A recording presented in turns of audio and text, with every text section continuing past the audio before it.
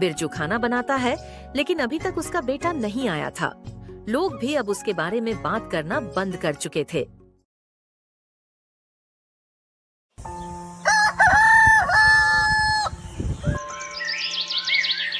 कुछ समय पहले की बात है।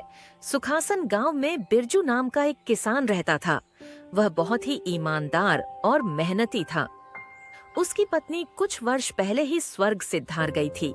बिरजू का बेटा चिंटू बहुत होशियार था। जब उसका पिता खेत में काम करता, तो वह मिट्टी से कुछ न कुछ बनाता और कहता, बाबा, जब मैं बड़ा हो जाऊंगा तो बहुत पैसा कमाऊंगा और फिर आपको कभी काम नहीं करने दूंगा।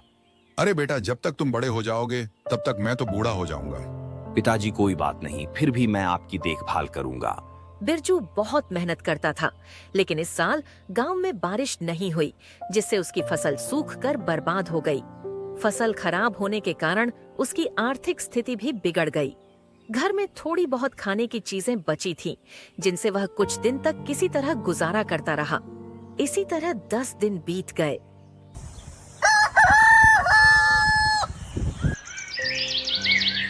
एक सुबह बिरजू अपने खेत में गया और चिंता में डूबा इधर उधर टहलने लगा। हे भगवान, अब क्या होगा? घर में खाने को कुछ भी नहीं बचा है। मैं तो बस खेत देखने आया था कि फसल की हालत कैसी है, लेकिन अब जब घर जाऊंगा तो मेरा बेटा चिंटू मुझसे पूछेगा, बाबा क्या आप बाजार से खाना लेकर आए? तब मैं उसे क्या जवाब दूं?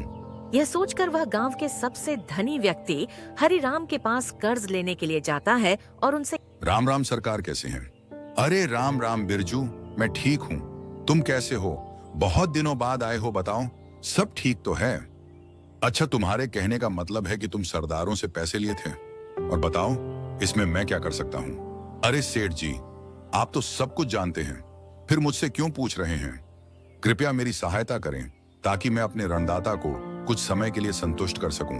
अगर मैं उसे आरण दे भी दूं तो लगता है कि वह चुका नहीं पाएगा, क्योंकि उसकी स्थिति बहुत ही खराब है और इस बार फसल भी बर्बाद हो गई है। आरण देना तो है, लेकिन सोच समझ कर देना होगा। अरे साहब जी, आप किस सोच में डूब गए? बताइए आगे क्या करना है? अगर आप हो मदद कर देंगे तो आप। बिल्कुल बिरजू, मैं तुम्हें पैसे जरूर दूंगा, लेकिन तुम्हें मेरे साथ एक बार घर के अंदर चलना होगा। अरे हाँ, चलिए चलिए, मैं कागजात पर दस्तखत कर देता हूँ, लेकिन कृपया मेरी मदद जरूर कीजिए, नहीं तो वे लोग मुझ पर बहुत क्रोधित होंगे। इसके बाद हरिराम और बिरजू उसके घर के अंदर जाते हैं। बिरजू वहाँ से पैसे लेकर निकल पड़ता है। फिर वह अपने कर्जदारों को पैसे चुका देता है और कुछ पैसे लेकर राशन खरीदने चला जाता है। राशन खरीदने के बाद वह अपने घर लौट आता है। बिरजू खाना बनाता है और फिर वह और चिंटू दोनों भोजन करके सो जाते हैं। इसी तरह कुछ दिन बीत जाते हैं। 1 महीने बाद, अरे बिरजू, बाहर निकल, कहाँ छुपा बैठा है? तुमने मेरी जमीन पर बहुत दिनों तक गुजारा कर लिया, अब और नहीं। बिरजू को यह पता नहीं था कि जिस दिन वह कर्ज लेने गया था, उसी दिन उसकी जमीन सेठ के हाथों बिक चुकी थी। हरिराम ने उसे धोखा दे दिया था। बिरजू अपने बेटे के साथ घर से बाहर निकलता है। हरिराम जी, अगर आप हम दोनों को निकाल देंगे तो मेरा बच्चा कहाँ रहे? अरे कमबख्त, मैं कुछ दया वाया नहीं करता। चुपचाप मेरे घर से निकल जाओ, ज्यादा बकवास मत करो। एक बार बोला तो 100 बार बोला, समझा? उसके बाद वह बिरजू अपने बेटे चिंटू के साथ वहाँ से निकल पड़ता है। शाम हो जाती है और शाम से रात हो जाती है। बिरजू और उसका बेटा एक ही जगह बैठे हुए थे। चिंटू ने धीरे से कहा, बाबा, मुझे भूख लग रही है। लेकिन बिरजू के पास कोई जवाब नहीं था।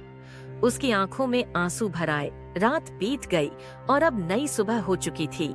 अरे पिताजी, मैं शहर जा रहा हूँ, किसी अमीर के घर काम करके कुछ पैसे कमाने की कोशिश करूँगा।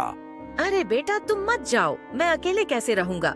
हे भगवान, तुमने मुझसे मेरी सब कुछ छीन लिया। अब मेरे बेटे को भी मुझसे दूर करना चाहते हो? अरे पिताजी, मैं वादा करता हूँ कि मैं लौट कर आऊंगा और हमेशा खुश रहूंगा। उसके बाद चिंटू एक व्यापारी के साथ शहर चला जाता है। आरशीपुर में सालों बीत गए। बिरजू हर दिन सरोवर के किनारे बैठकर राह देखता और कहता, मेरा चिंटू आएगा, वो बड़ा आदमी बनेगा, वह लौट कर आएगा। लेकिन अभी तक उसका बेटा नहीं आया था। लोग भी अब उसके बारे में बात करना बंद कर चुके थे। कुछ दिन बाद वहाँ एक लग्जरी कार आकर रुकी। उसमें से एक बहुत ही अमीर व्यक्ति बाहर निकला और सीधा बिरजू के पास गया।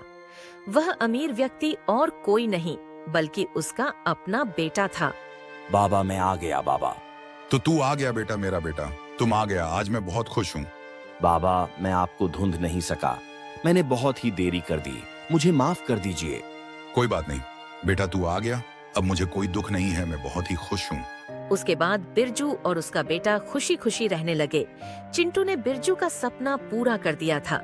इसी के साथ यह कहानी समाप्त होती। ऐसी स्टोरी देखने के लिए हमारे चैनल को अखिल ट्यून को सब्सक्राइब करना न भूले।